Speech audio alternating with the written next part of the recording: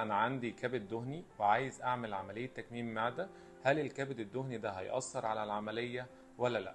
أوقات كتيرة بيجي لنا مرضى بيكونوا عايزين يعملوا عمليات سمنة، وأثناء الفحوصات زي الأشعة السونار على البطن والحوض بيطلع عندهم كبد دهني، فبيكونوا متخوفين من الكبد الدهني. فاحنا بنطمنكم ان الكبد الدهني هو جزء من السمنة المفرطة، يعني زي ما عندنا دهون في أنحاء الجسم بيكون عندنا دهون على الكبد. والحقيقة المرضى دول بيستفيدوا كتير جدا من العملية، لأن دهون الكبد دي بتبدأ تخس بعد العملية، وبيبدأ الكبد يرجع للحجم الطبيعي، وبترجع كفاءة الكبد للوضع اللي كانت عليه قبل زيادة الوزن.